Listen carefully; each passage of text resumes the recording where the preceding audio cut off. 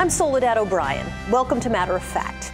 In 1977, Leon Sullivan, a Baptist minister from Philadelphia and a member of the board of directors at General Motors, introduced a corporate blueprint focused on ending apartheid, the white-dominated system of power in South Africa.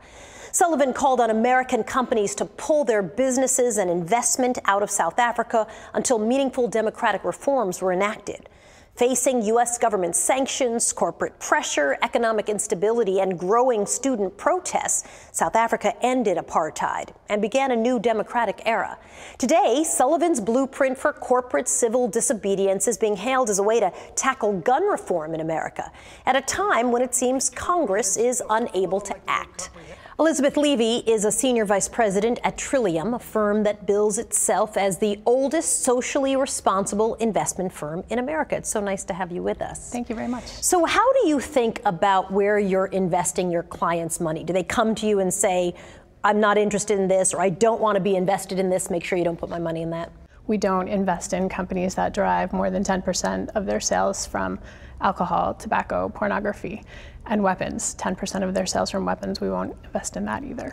This is not the first school shooting of the year, but for some reason, this particular event has really had an impact. Why do you think that is? I think what's different this time is that you had the students that were involved saying, yes, let's politicize it. Let's not wait. Let's do it now. And here's what we want to do about it.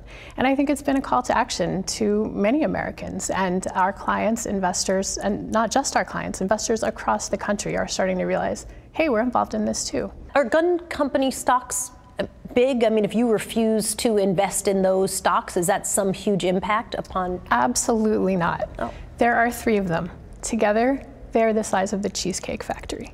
They're quite small when measured by their market cap, which is the amount that their stock trades in the markets. So doesn't that undermine your own argument in order to not invest in them? Like, does it make a difference? You know, I think it's one of the tools in the quiver. So when you have investors talking, saying, we're not comfortable with this, we're going to start talking to our companies, and maybe we'll start doing more than that. And I think also, you know, every single American under the age of 35 has gone to school knowing that it's possible a gunman is going to burst through the door.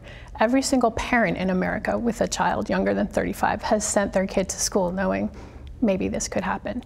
And so you have enough people out there that really care about this. And if those people don't want guns in their portfolios, they want to not profit even a little bit from gun sales, I think that that's their right after all we've been through as a country. Why divestment as a strategy versus, like, shouldn't really we spend our energy getting Congress to do something? Isn't that the way it's supposed to work? We're a nation of laws, and they should be reflecting the will of the American people. We know in polling there's lots of actual space where people who are who own guns and people who don't own guns actually see eye to eye on a lot of issues.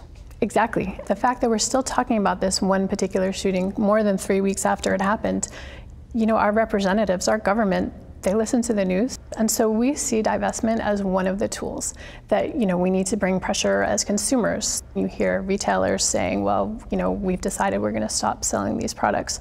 It's just another tool to keep all of the pressure that we can. Do you think this is going to be successful? Because you're right, I don't think I've ever covered a school shooting where 3 weeks later we were having conversations about it at this level.